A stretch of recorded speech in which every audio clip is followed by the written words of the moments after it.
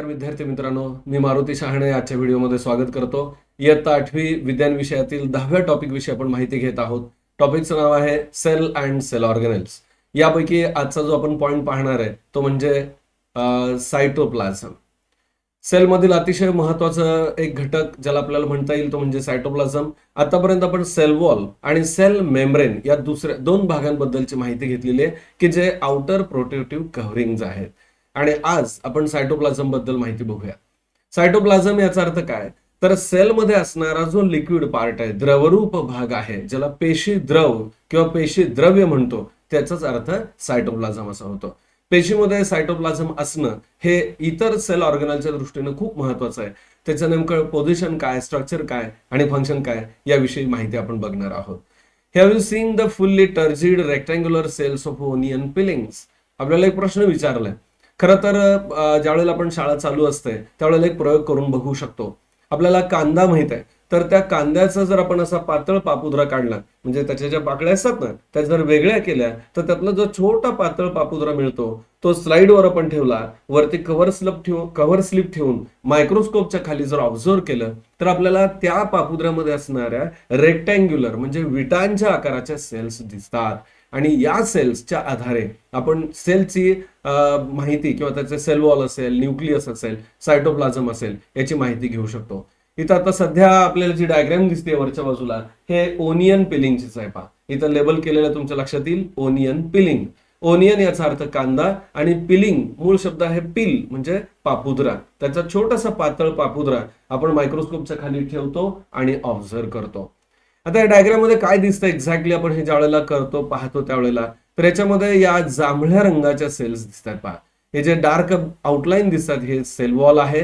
त्यानंतर मध्ये फेंट कलरचा जो मध्ये भाग दिसतोय तो म्हणजे याच्यामध्ये असणारं सायटोप्लाझम आहे. पहा इथं मध्ये असणारं फेंट कलरचा जो पोर्शन आहे तो सायटोप्लाझम आहे.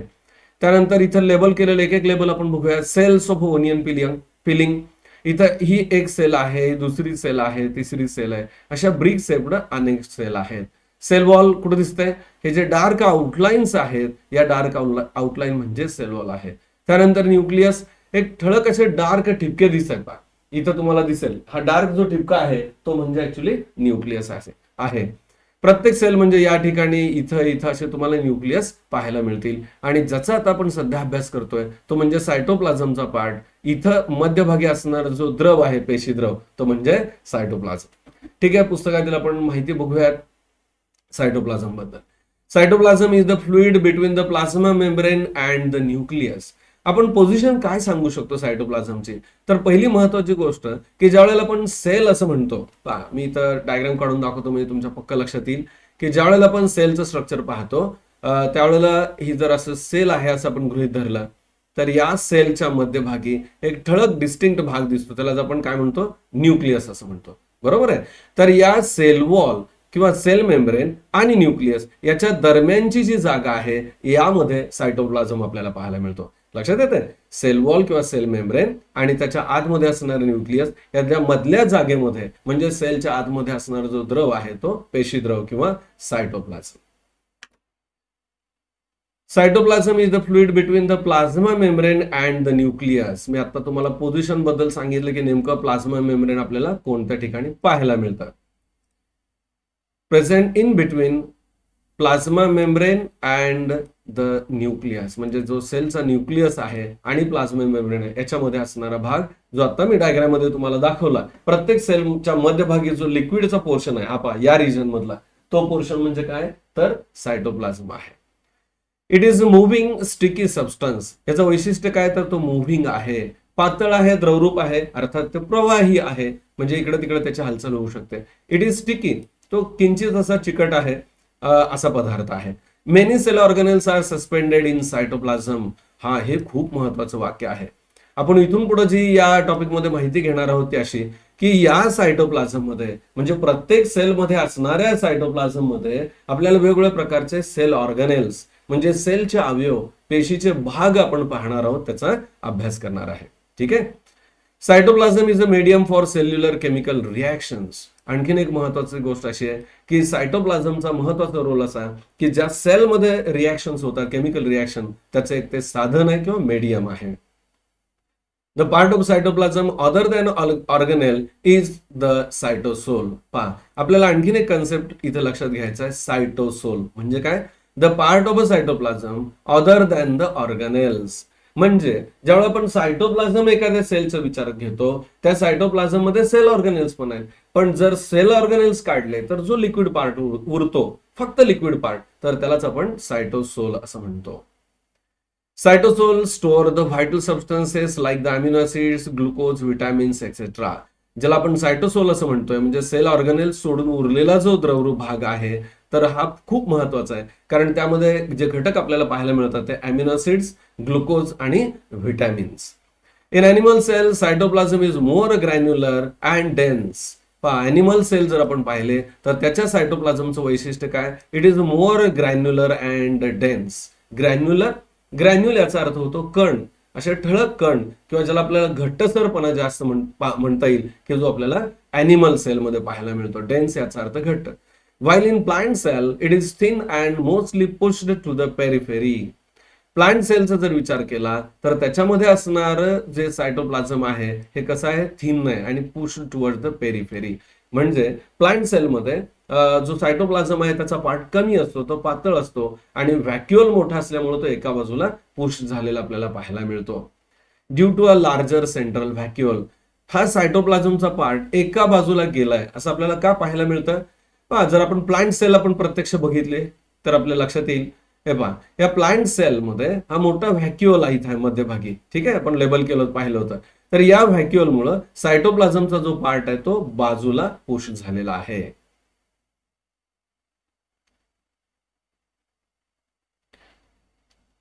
आतापर्यंत आपण माहिती पाहिली ती सायटोप्लाझमची, मला वाटतं तुमच्या पक्की लक्षात आली असेल. त्यानंतर आपण नेक्स्ट पॉइंट पाहणार आहोत, अतिशय महत्वाचा, ते म्हणजे sale organelles.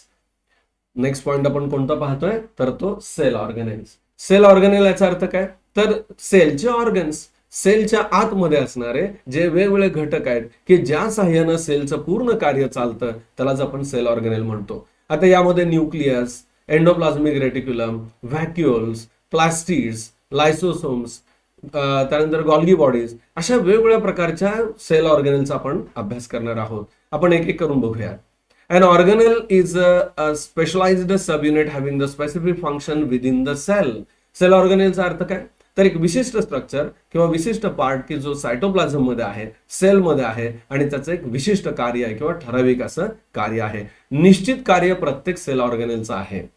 They are organs of a cell. मी आता म्हणालो पहा, याला नाव सेल ऑर्गनेल दिले. का सेल ऑर्गनेल असं नाव दिलंय? तर ते सेलचे ऑर्गन्स आहेत. Each organelle has its own lipoprotein membrane. आणखीन एक महत्वाचा पॉइंट आपण लक्षात घेणार आहे की जे जे सेल ऑर्गनेल आपण पाहणार आहोत त्या प्रत्येक सेल ऑर्गनेलला त्याचं एक स्वतःचं मेम्ब्रेन आहे. म्हणजे जो सेल ऑर्गनेल असेल, उदाहरणार्थ न्यूक्लियस आहे, त्याला स्वतःचं मेम्ब्रेन आहे. एंडोप्लाझमिक रेटिक्युलम असेल, त्याला एक स्वतःचं मेम्ब्रेन आहे. सायटोप्लाझम पासून तो वेगळा होण्यासाठी त्याला स्वतःचं मेम्ब्रेन किंवा कव्हरिंग, आउटर प्रोटेक्टिव्ह लेअर असतो. Except the nucleus and the chloroplast, all other organelles can be seen only with an electron microscope. आणखीन एक महत्वाची गोष्ट अशी आहे की काही सेल ऑर्गनेल तुलनेनं मोठे आहेत की जे उदाहरणार्थ न्यूक्लियस किंवा क्लोरोप्लास्ट. हे लक्षात ठेवा, न्यूक्लियस आणि क्लोरोप्लास्ट हे सेलमध्ये तुलनेनं मोठे असणारे ऑर्गनेल आहेत की जे आपण रेग्युलर कंपाऊंड मायक्रोस्कोप खाली पाहू शकतो. परंतु बाकीचे जे सेल ऑर्गनेल आहेत ते पाहण्यासाठी मात्र इलेक्ट्रॉन मायक्रोस्कोपची आवश्यकता असते. म्हणून इथं उल्लेख केलेला आहे इलेक्ट्रॉन मायक्रोस्कोप. आता इलेक्ट्रॉन मायक्रोस्कोप म्हणजे काय? तर याच्यासाठी इथं जी बाजूला डायग्राम दिलेली आहे ते आपल्याला दिसते पहा, इलेक्ट्रॉन मायक्रोस्कोप. आता हा मायक्रोस्कोप आकारानं खूप मोठा असतो. भारतामध्ये या मायक्रोस्कोपची संख्या खूप मर्यादित आहे. अगदी रिसर्च लॅबोरेटरीमध्येच हा मायक्रोस्कोप वापरला जातो. याची जी वर्धन क्षमता, मॅग्निफिकेशन पॉवर जी आहे ती लाखोंमध्ये असते. म्हणजे एखादा ऑब्जेक्ट किती पट मोठा करायचा त्याला वर्धन क्षमता म्हणतात. आपण ज्यावेळेला कंपाऊंड मायक्रोस्कोप वापरतो त्यामध्ये 10 पट, 100 पट, फार तर 1000 पट आपण एखाद्या ऑब्जेक्टला मोठं करू शकतो. पण जर इलेक्ट्रॉन मायक्रोस्कोपचा उपयोग केला, या इलेक्ट्रॉन मायक्रोस्कोपचा, तर त्या ऑब्जेक्टची प्रतिमा आपण 2 ते 2.5 लाख पट मोठी करू शकतो. म्हणजे लहानात लहान सेल ऑर्गनेल सुद्धा आपण एनलार्ज करून बघू शकतो. आणि ह्या इलेक्ट्रॉन मायक्रोस्कोप खाली सेल ऑर्गनेल कसे दिसतात त्याचीच माहिती आपण एक एक करून आता घेणार आहोत. त्यामध्ये जो पहिल्यांदा सेल ऑर्गनेल आपण विचारात घेतोय तो म्हणजे न्यूक्लियस. ठीक आहे, पहिला जो पार्ट आपण बघणार आहे या लिहिलेल्या लेबलमध्ये तुम्हाला दिसेल न्यूक्लियस. पहिल्यांदा आपल्याला एक ऍक्टिव्हिटी दिली आहे. काय ऍक्टिव्हिटी आहे बघा. Take a drop of water on a clean glass slide. एक ग्लास स्लाइड घ्या स्वच्छ, त्याच्यावर एक पाण्याचा थेंब घ्या. Using an ice cream spoon gently scrape the inner surface of your cheek. आपला जो ओठाचा भाग आहे आतला, त्याच्या आतल्या भागावरती आईस्क्रीमच्या काडीच्या सहाय्यानं थोडंसं खरबडायचं, जोरात नाही, अगदी सहज. असं का, तर आपल्या आतमध्ये जो एपिथेलियल लेअर असेल अगदी थिन वरचा, तो त्या काडीला त्यातले काही सेल जे आहेत ते चिटकून येतील. With a needle, transfer a little material from the spoon to the water drop on the slide and spread it evenly. ज्या स्लाइडवर आपण पाण्याचा थेंब घेतलाय त्याच्यावरती आता सांगितलं ना आईस्क्रीमची काडी, ते आपण आतल्या ओठावरती आतल्या बाजूला खरवडलेलं आहे, त्याच्यावर काही सेल आलेले आहेत आणि निडलच्या सहाय्याने त्या सेल्स आपण स्लाइडवर घेणार आहोत आणि ही स्लाइड मायक्रोस्कोपच्या खाली ऑब्झर्व करायचं. Put a drop of methyl blue Stan. आता या ज्या सेल आहेत यांना स्वतःचा असा रंग नसतो. लक्षात आलं, आपण अॅनिमल सेल पाहतोय. मग अशी ओनियन पिलिंग आपण पाहिलं म्हणजे प्लांट सेल बघितलाय. अॅनिमल सेल म्हणजे आपल्या बॉडी सेल आपण पाहू शकतो, त्यासाठी हा प्रयोग करतोय. या सेलला कलर करण्यासाठी आपण रंगद्रव्य वापरतो, त्यालाच स्ट्रेन असं म्हणायचं. काय म्हणायचं, स्ट्रेन. कुठलं स्ट्रेन वापरतो आपण अॅनिमल सेलसाठी, methylene blue. On the smear. Smear म्हणजे जे आता सेल्स घेतलेले आहेत पाण्यामध्ये, जो एक थर पातळ तयार झाला त्याला स्मियर असं म्हणायचं. Put a cover slip and observe under microscope. Cover slip याचा अर्थ अतिशय पातळ काचेची काय म्हणतात आपल्याला, पातळ काचेचा तुकडा असतो पापुद्र्यासारखा, तो त्याच्यावर ठेवायचा आणि मायक्रोस्कोपच्या खाली ऑब्झर्व करायचा. Did you observe the cells with a blue nucleus. ज्या वेळेला आपण मायक्रोस्कोपच्या खाली ऑब्झर्व करू त्यावेळेला त्या सेलमध्ये डिस्टिंक्ट ब्ल्यू कलरचा न्यूक्लियस आपल्याला पाहायला मिळतो. मला वाटतं मी हे इथं बसून किती जरी एक्सप्लेन केलं काही उपयोगाचं नाही.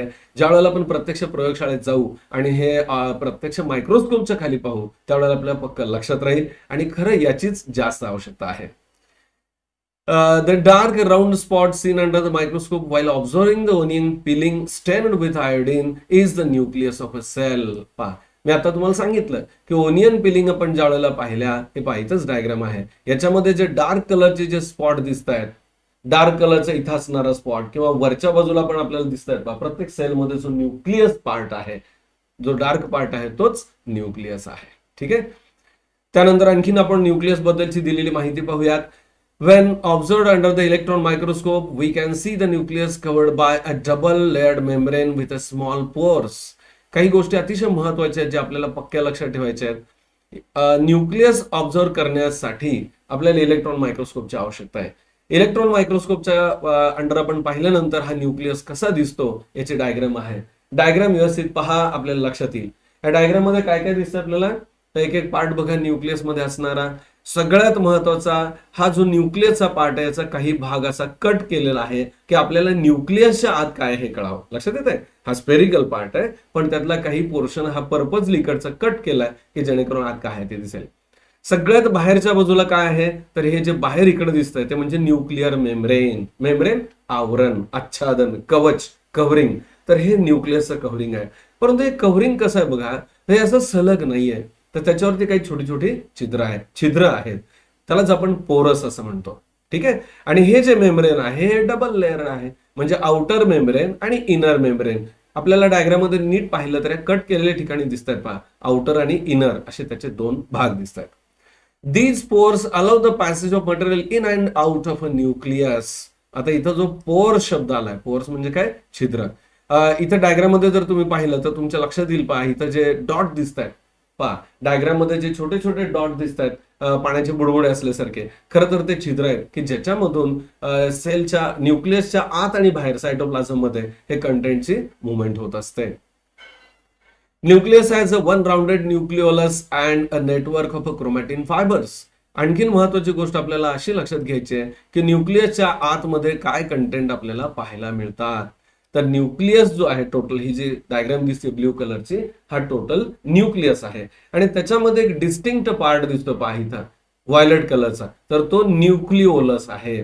काही जणांची थोडी गडबड होते न्यूक्लियस आणि न्यूक्लियस समजून घेण्यामध्ये. जो सेलच्या मध्ये डिस्टिंक्ट पार्ट आहे तो आहे न्यूक्लियस आणि न्यूक्लियसच्या आतमध्ये असणारा डिस्टिंक्ट पार्ट तो आहे तो न्यूक्लिओलस. ओके, आणखीन एक इथं भाग मेन्शन केलाय पण तो दिसत नाही, तो म्हणजे क्रोमॅटिन फायबर्स. पहा, जर आपल्याला या डायग्राम मध्ये इथं दाखवता येईल की इथं असे काही फायबर सारखे असे स्ट्रक्चर असतात की जे छोटे छोटे पार्ट असतात त्याच्यामध्ये, की ज्याचंच रूपांतर परत गुणसूत्रांमध्ये होतं. तर हे जे फायबर्स आहेत हे काय आहेत? Chromatin network. Okay. Chromatin fibres are thin thread like structure. Chromatin fibre कसे आहेत? अगदी लहान पातळ असे धाग्यांसारखे आहेत, थ्रेड लाईक स्ट्रक्चर्स. आता यामध्ये आणखीन एक खूप महत्वाची गोष्ट आपल्याला लक्षात घ्यायची आहे की हे जे फायबर्स आहेत, क्रोमॅटिन फायबर्स, जरी थिन स्ट्रक्चर असले, थ्रेड लाईक स्ट्रक्चर असले, तर खूप महत्वाचं काम करतात. Which condense to form a short thick chromosomes at the time of a cell division. या जे छोट्या फायबरचं आपण आता वर्णन करतोय, इथे मी डायग्राम मध्ये तुम्हाला दाखवलं होते की जे क्रोमॅटिन फायबर आहेत, या क्रोमॅटिन फायबरचं कॉम्पॅक्ट असं कॉइलिंग होतं. आणि हे कॉइलिंग झाल्यानंतर किंवा विशिष्ट पद्धतीने गुंडाळी झाल्यानंतर त्याच्यापासून हे क्रोमोसोम्स तयार होतात. म्हणजे ज्यावेळेला सेल डिव्हिजन असेल त्यावेळेला हे क्रोमोसोम दिसतात. मित्रांनो, हे कळण्यासाठी एक कन्सेप्ट सांगतो मी. आपल्याला शिलाई मशीनचा दोऱ्याचं रीळ माहित असेल. खरं तर दोऱ्याचा रीळ जो आहे तो छोटा स्ट्रक्चर असतं, आपल्याला माहित आहे. पण त्याच्यावर गुंडाळलेला जर दोरा उलगडला तर तो खूप मोठा असतो. तसं या सेलमध्ये सुद्धा हे क्रोमॅटिन फायबर्स जे आहेत हे खरं खूप लांब आहेत, भरपूर दिसतात.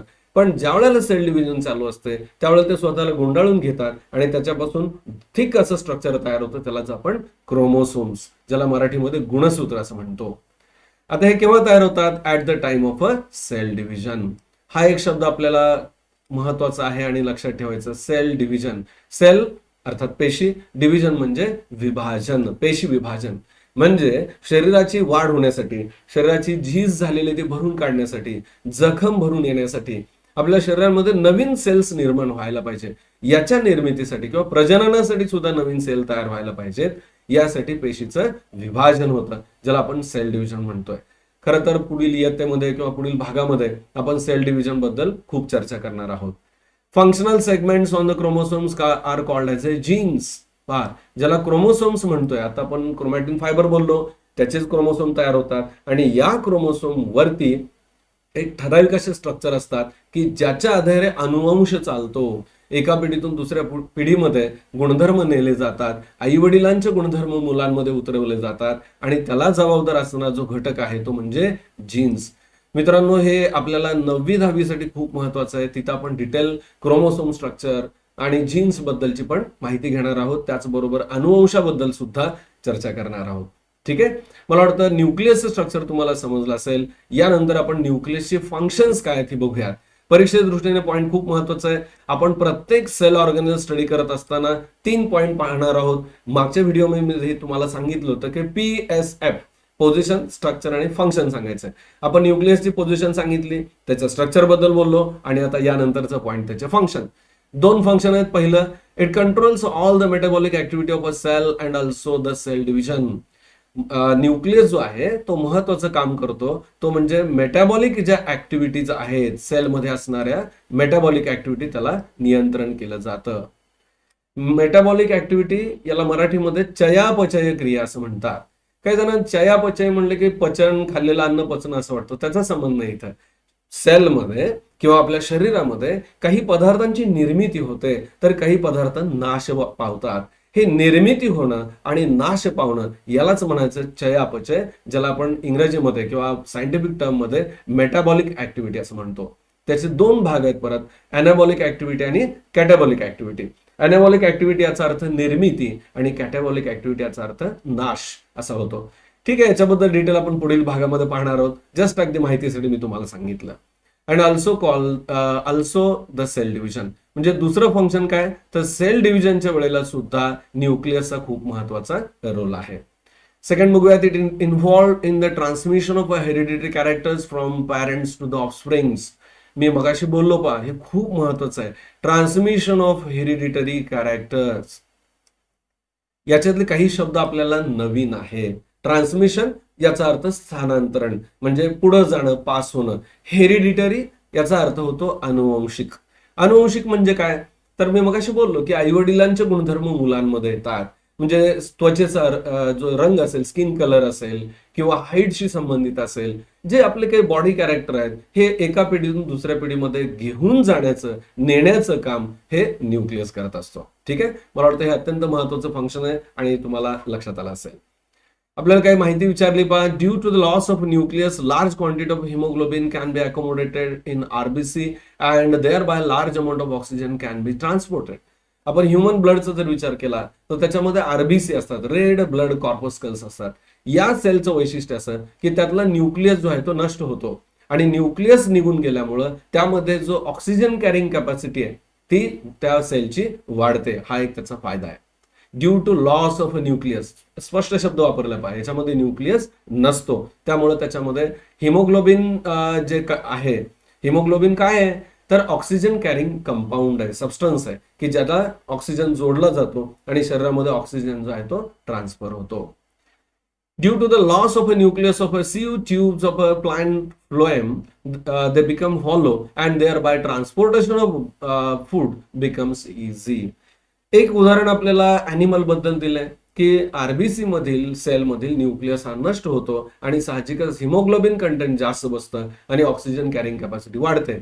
त्याचबरोबर जर आपण प्लांटचा विचार केला, प्लांटमध्ये वेगवेगळ्या प्रकारच्या ट्रान्सपोर्ट करणाऱ्या सेल्स आहेत, त्यामध्ये विशेषतः झायलेम आणि फ्लोएम यांचा समावेश आहे. तर या ज्या फ्लोएम सेल असतात, फ्लोएम म्हणजे काय, अन्न पदार्थांचं वहन करणारे, वनस्पतींमधील अन्न पदार्थ, तर या फ्लोएम सेल मधील सुद्धा न्यूक्लियस नष्ट होतात आणि त्याचा परिणाम म्हणून अखंडाची पाईप किंवा ट्यूब सारखी सिस्टीम तयार होते आणि म्हणून अन्नाचं वहन होणं हे सहज शक्य आहे. ठीक आहे, मला वाटतं हा कन्सेप्ट तुम्हाला कळाला असेल. त्यानंतर नेक्स्ट सेल ऑर्गेनल आपण विचारात घेणार आहोत तो म्हणजे एंडोप्लाझमिक रेटिक्युलम. एंडोप्लाझमिक रेटिक्युलम, त्याला शॉर्ट मध्ये ER असं म्हटलं जातं. How many types of the pipelines are there in your building home, what are their function, what will happen if they weren't there. आपल्या घराचा जर विचार केला तर घरामध्ये आपण पाईपलाईन पाहतो वेगवेगळ्या प्रकारच्या, म्हणजे नळाची पाईपलाईन असेल, ड्रेनेजची पाईपलाईन असेल, काही ठिकाणी गॅससाठीची पाईपलाईन असते. तर या वेगवेगळ्या प्रकारच्या पाईपलाईन असतात की ज्याचा एक विशिष्ट रोल आहे, बरोबर आहे. त्याच्यामुळे पाणी जे आहे कॉर्पोरेशनचं आपल्या घरापर्यंत पोहोचतं किंवा ड्रेनेजचं वेस्ट वॉटर जे आहे ते बाहेर जातं. जसं आपल्या शरीराच्या दृष्टीने पाईपलाईन महत्वाची आहे तशी सेलमध्ये सुद्धा खास पाईपलाईन सिस्टीम आहे आणि त्याबद्दलची चर्चा आपण आता या पॉइंटमध्ये करणार आहोत. जर समजा ही पाईपलाईन चोकअप झाली, ड्रेनेज पाईपलाईन जर चोकअप झाली, आपल्याला माहित आहे खूप कॉम्प्लिकेशन होतात, किंवा घरापर्यंत येणारं जे कॉर्पोरेशनचं पाणी आहे ती जर पाईपलाईन ब्लॉक झाली असेल तर आपल्याला पाणी पोहोचणार नाही. त्याच पद्धतीनं सेलमध्ये सुद्धा जी काही पाईपलाईन सिस्टीम आहे अर्थात एंडोप्लाझमिक रेटिक्युलम, त्याबद्दल माहिती आपण बघूया. एंडोप्लाझमिक रेटिक्युलम त्याची डायग्राम बाजूत दिलेली आहे, ही लक्षात घ्या. मी तुम्हाला मागेही बोललो तो परत एकदा आठवण करतो. ज्या वेळेला आपल्याला बायोलॉजी मधील कन्सेप्ट पक्के लक्ष ठेवायचे असतात त्यावेळेला एक काम करायचं, ज्या ज्या वेळेला टर्म उच्चारतो आपल्या समोर डोळ्यासमोर डायग्राम आली पाहिजे. न्यूक्लियस म्हणलं बरोबर ती ब्ल्यू डायग्राम न्यूक्लियस आठवली पाहिजे. ओनियन पील सेल म्हणलं बरोबर जांभळी सेलची डायग्राम जे होते ते आपल्याला आठवली पाहिजे. तसं एंडोप्लाझमिक रेटिक्युलम म्हटल्यानंतर सुद्धा ही डायग्राम आपल्या डोळ्यासमोर आली पाहिजे, म्हणजे आपण त्याचं स्ट्रक्चर फंक्शन सांगू शकतो. The organelle which conducts the various substances inside the cell is called the endoplasmic reticulum. Cell मधले जे वेगवेगळे पदार्थ आहेत त्यांचं वहन करण्याचं काम करणारा घटक म्हणजेच एंडोप्लाझमिक रेटिक्युलम. आता डायग्राम पाहिल्यानंतर आपल्याला काय दिसतं याच्यामध्ये, तर इथं मध्यभागी एक जांभळा कलरचा पार्ट दिसतो, हा आहे न्यूक्लियस. पहा वरच्या बाजूला एक मोठं जांभळ्या कलरचं स्ट्रक्चर दिसतंय, खरं तर तो सेल मधला न्यूक्लियस आहे आणि त्या न्यूक्लियसला लागून जे असणारी पाईपलाईनची जी स्ट्रक्चर आहे ते एंडोप्लाझमिक रेटिक्युलम आहे. काही वेळेला या पाईपलाईन वरती आपल्याला डॉट्स दिसतात. पहा इथं तुम्ही जर नीट बारकाईनं पाहिलं तर बारीक बारीक डॉट आहेत. हे खरं तर डॉट जे आहेत ते रायबोसोम्सचे डॉट आहेत, म्हणजे दुसरे सेल ऑर्गेनेल छोटे भाग आहेत जे घटक आहेत सेल मधले, रायबोसोम. जर हे असतील तर तो एंडोप्लाझमिक रेटिक्युलम रफ दिसतो, आपल्याला खडबडीत दिसतो. ठीक आहे, त्यानुसार या एंडोप्लाझमिक रेटिक्युलमचे दोन प्रकार आहेत, आपण त्याची माहिती घेणार आहोत. The organelle which conduct the various substances inside the cell is called as a endoplasmic reticulum. ER, that is endoplasmic reticulum, has a net-like structure consisting of interconnected miniature tubes and sheets filled with the fluid. पहा जर आपण हे endoplasmic रेटिक्युलमचं structure पाहिलं तर याच्यामध्ये काही tube सारखे part दिसत आहेत, इथे खालच्या बाजूला तुम्हाला दिसत आहेत. तर काही ठिकाणी असे चपटे किंवा फ्लॅट असलेले पार्ट दिसत आहेत की ज्याच्या थ्रू खाली कनेक्टिव्हिटी पण दिसते पहा तुम्हाला, म्हणजे जे फ्लुइड असेल ते ट्रान्सफर होण्यासाठी त्याची मदत होते. ER is connected to the nucleus from inner side to the plasma membrane from the outer side. नीट लक्षात घ्या, जेव्हा आपण सेलचा विचार करतोय, सेलच्या मध्यभागी न्यूक्लियस आहे, त्यानंतर सायटोप्लाझम आहे आणि बाहेरच्या बाजूला सेल वॉल आहे. ठीक आहे, तर न्यूक्लियस पासून प्लाझ्मा मेम्ब्रेन पर्यंत मधला जो गॅप आहे, सायटोप्लाझम आहे, तर तिथल्या ट्युब्युल्सचं काम हे एंडोप्लाझमिक रेटिक्युलम करत आहे. मला वाटतं या पुस्तकातल्या डायग्राम पेक्षा मी जेव्हा हातवारे करून सांगतोय त्यावेळेस जर तुम्ही नीट लक्ष दिलं तर व्यवस्थित हे समजू शकेल. Rough endoplasmic reticulum has ribosome granules on its outer surface. मी आता बोललो तुम्हाला की हे जे एंडोप्लाझमिक रेटिक्युलम आहेत याच्यात दोन प्रकार आहेत, एक म्हणजे रफ आणि एक स्मूथ. जर त्याच्या वरच्या बाजूला डॉट्स असतील तर डायग्राम मध्ये दिसते पहा, याच्यावरती डॉट्स आहेत म्हणजेच रायबोसोम आहे, म्हणजे हा रफ एंडोप्लाझमिक रेटिक्युलम आहे. त्यानंतर नेक्स्ट पार्ट म्हणजे फंक्शन्स ऑफ एंडोप्लाझमिक रेटिक्युलम. मी तुम्हाला म्हणालो की आपल्याला प्रत्येक सेल ऑर्गनलच्या बाबतीत PSF पाहायचं आहे, पोझिशन त्याची काय आहे, स्ट्रक्चर कसं आहे आणि फंक्शन. आपण एंडोप्लाझमिक रेटिक्युलमचं फंक्शन बघूयात. First, it is the framework that support the cell. आता सांगितल्याप्रमाणे न्यूक्लियस आणि प्लाझ्मा मेम्ब्रेन याच्यामध्ये आधार देण्याचं काम ट्युब्युल्स हे एक काम करतं, म्हणून याला आपण फ्रेमवर्क असा शब्द वापरतो. फ्रेमवर्क म्हणजे काय, ढाचा. बांधकाम करताना जसं स्टील मटेरियल वापरून आपण त्याला आधार देतो, फ्रेमवर्क करतो, किंवा आपल्या आवडीची गोष्ट पतंग उडवणं, पतंग जे पेपर पासून कागदापासून तयार केला जातो, त्या कागदाला तो आकार मेंटेन करण्यासाठी आपण ज्या कामट्या किंवा काड्या वापरतो ती पण फ्रेमवर्कच आहे. आकाश कंदील करताना सुद्धा आपण काड्या वापरतो, ती सुद्धा फ्रेमवर्क आहे की ज्यामुळे त्याला विशिष्ट आकार प्राप्त होतो. तर एंडोप्लाझमिक रेटिक्युलमचं पहिलं फंक्शन तुम्ही काय लक्षात ठेवणार, it is the framework that support the cell. ते सेल मधलं फ्रेमवर्क आहे की जे सपोर्ट करत आहे. Second, conduction of proteins. प्रोटीनचं कंडक्शन किंवा प्रोटीनचं वहन करणं हे दुसरं काम आहे. त्यानंतर third, toxin that have entered the body through food, air and water are made water soluble by ER and then flushed out of the body. पहा, काही वेळेला टॉक्झिन म्हणजे विषारी पदार्थ जर सेलमध्ये आले, सेलच्या अंतर्गत आले गेले तर काय होतं, कसे येतात ते, पहिली गोष्ट अन्नामार्फत किंवा हवेमार्फत किंवा पाण्यामार्फत. तर ते पहिल्यांदा पाण्यात विरघळले जातात, सोल्युबल होतात आणि ER मार्फत म्हणजे एंडोप्लाझमिक रेटिक्युलम मार्फत सेलच्या बाहेर टाकले जातात. म्हणजे विषद्रव्य सेलच्या बाहेर टाकण्याचं अतिशय महत्वाचं काम एंडोप्लाझमिक रेटिक्युलम करतं. त्यानंतर थिंक अबाउट इट म्हणून आपल्याला विचार करण्यासाठी काही सांगितले पहा. What materials are use to pack your favourite biscuits and chocolates. आपल्याला माहिती आहे बिस्किट किंवा चॉकलेट रॅपिंगसाठी आपण पेपर वापरतो वेगवेगळ्या टाईपचे की जेणेकरून ते सुरक्षित राहावे. What is the function of the packing department of any factory. प्रत्येक जी काही फॅक्टरी असते, कारखाना असतो, त्याच्यामध्ये पॅकिंग डिपार्टमेंट असतं. पॅकिंग याचा अर्थ काय, जे काही प्रॉडक्ट असेल म्हणजे बिस्किट असेल, चॉकलेट असेल किंवा अन्य पदार्थ असतील, विशिष्ट पद्धतीने त्यांना बाइंडिंग करणं, स्ट्रक्चर देणं हे पॅकिंगचं महत्वाचं काम आहे. मला वाटतं आजच्या तासाला आपण जी माहिती घेतली ती तुम्हाला नक्कीच समजली असेल. आज आपण जी चर्चा केली त्यामध्ये सेल ऑर्गनेल बद्दल आपण पाहिलो, सेल ऑर्गनेल म्हणजे काय, त्यानंतर पहिला सेल ऑर्गनेल म्हणजे न्यूक्लियस, त्याबद्दल आपण माहिती घेतली. त्यानंतर सेकंड जो आपण पाहिला एंडोप्लाझमिक रेटिक्युलम. यानंतर पुढच्या व्हिडिओमध्ये आपण उर्वरित जे सेल ऑर्गन आहेत त्याबद्दल माहिती घेणार आहोत. आजचा व्हिडिओ आवडला असेल तर जरूर लाईक करा, आपल्या मित्रांना भरपूर शेअर करा. जर चॅनलवर नवीन असाल तर जरूर सबस्क्राईब करा आणि बेल आयकॉन प्रेस करायला विसरू नका, जेणेकरून मी ज्यावेळेला नवीन व्हिडिओ अपलोड करतो त्यावेळेला तुम्हाला त्याचं नोटिफिकेशन मिळेल. भेटूयात पुढील व्हिडिओमध्ये.